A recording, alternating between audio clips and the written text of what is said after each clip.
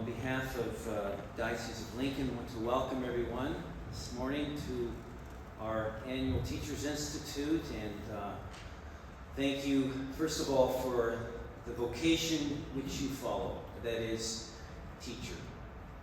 And the Lord, that was his most popular title, as Rabboni, and you, all of us, are sharing in that very central mission of Jesus Christ. I want to thank Sister Mary Thomas and welcome her formally to the Diocese of Lincoln. Her talk this morning was wonderful. So grateful for her and for her community, the Nashville Dominicans, the Congregation of St. Cecilia's, which staff and teach in schools all over our country and have been involved in the continual renewal of Catholic education. And I've gotten to know many of your sisters, and it's thank you for the great work you do in Catholic education. We're honored to have you here. And sort of picking up a little bit on Sister's talk, it was really grounding our work, our worldview, if you will, in a sound Christian anthropology. A sound Christian anthropology. In other words, answering those very fundamental questions for ourselves and for our teachers.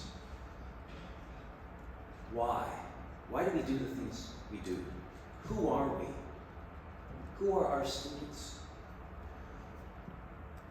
Where are we going? What's our end? What's our purpose? How do I live the good life? And where do I find joy, peace, and happiness?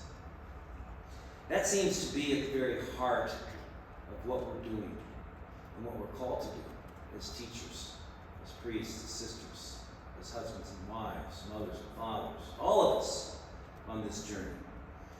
And when we look at education, obviously, there's lots and lots of issues we can talk about. But I remember when I was in college, one of my professors, there was this kind of friendly debate going on. The problem in problem in education in general is a crisis of reason. That, we're not thinking critically or clearly anymore. That we we don't see in a logical way things in reality. Didn't argue about that, that's true, we can all say that. But even before that, there's also a crisis of the imagination. That in order for us to think clearly, our imaginations have to be formed to reality. And so we have these two challenges, a crisis of imagination and a crisis of reason. And it seems to me, at least, that as Catholic educators, we should be all about this. And I think that I do see a real sort of revival of the fundamentals of Catholic education. I see it happening all over the country. Sort of a revolution, a quiet revolution, because at least the public sector of education is sort of going off very rapidly in a different direction, and increasingly so, year by year. Catholic schools are not unaffected by that, because we go to the public institutions for our forming and training, and schools of education, especially higher education. And so we're not unaffected by that. And so I think it's really time for us to dig deeply to see why are we here and what are we doing. And I do see a new revival, a renewal of Catholic education. It's a quiet revolution, but for example, we took 46 teachers to Catholic University of America in Washington, D.C. this past summer from the Diocese of Lincoln for the Institute for Catholic Liberal Education annual conference. And there were 45 different dioceses that were represented there, either by their superintendents or super assistants and those in the staff. And there was an energy there. There was an energy an enthusiasm about the future of Catholic education, which kind of is counterintuitive, isn't it? Because Catholic schools are closing left and right, and they have been for the last 25 years. And yet at the same time, there's this quiet revolution happening in the soil of Catholic schools. Everybody is upping their game because we realize the stakes are so high. And I call it sort of a reframing. Here in the Diocese of Lincoln, I'm so happy to be the bishop because our schools have a clear Catholic identity. And that's what a lot of my brother bishops are trying to retrieve, is a Catholic identity. Their Catholic schools are Catholic, and a lot of them are Catholic in name only. I mean, the kids might wear uniforms and there'll be crucifixes on the walls, but deep down, are they looking through the lens of our Catholic philosophy? And so they're just trying to get back to ground zero. We're not only we're at ground zero, we've been Catholic for so long. Our identity is clear. But in some ways, that's not enough anymore because of the culture in which we live and the toxicity of the air we breathe. We have to up our game. We have to reframe what we're doing. And that doesn't mean we start over, or doesn't mean we have to kind of rebuild. We build on what we have. We have such a strong foundation. We have to tell our story, and that's why I think that, and God bless Katie Ostrin and her work in the new branding over this last year. I really thought the video was great, and we really haven't done anything like that in our Catholic schools. And we have I often tell people our Catholic schools is the best kept secret we have in the Diocese of Lincoln. Although it's not a secret to everybody because people move here because of our schools. People move here because of our diocese. And so that's something to celebrate and to build upon. Some people say, well, aren't we Catholic enough? No, it's not just about Catholic identity. It's something much deeper and much more beautiful and mysterious. Faith is at the heart of everything we do. And Jesus Christ, as John Paul II used to always say, Jesus Christ is the answer to every human person. And that he has to be at the center of everything we do. Our readings today are very apropos. Jesus tells us in the Gospel of Luke, this generation is an evil generation that seeks a sign, but no sign will be given it. And we have a comparison between those who have faith and believe and those who are sign seekers, who are looking for sort of the magic bullet, looking for the answer, the next best thing, so to speak, instead of looking at Jesus Christ, who is the sign for everything and the answer to everything. To trust in the truth, to trust in faith, to trust in the promise that he's given us. We don't need to reinvent the wheel. We've got it. And we don't be needing to look at the next best thing. And in education, I think we see a lot of this. We're looking for quick fixes. The next new method, the next new technology, the next new fad in education. And those of you who've been in education a lot longer than I have know this. What was popular 10 years ago is now passé, right? There's something new. And always looking for the sign. And we need to trust in the truth, because the truth will set us free. And the truth will be the answer to everything we do. For instance, the comparison between Sarah and Hagar. That who is faithful, one who is faithful to the promise, and those who are slaves. Slaves to sort of a progressivism that is never ending and that is always sort of displacing the one before it. And I think our schools, we have the opportunity to bring that answer that people are seeking to our students, to their parents, to our culture.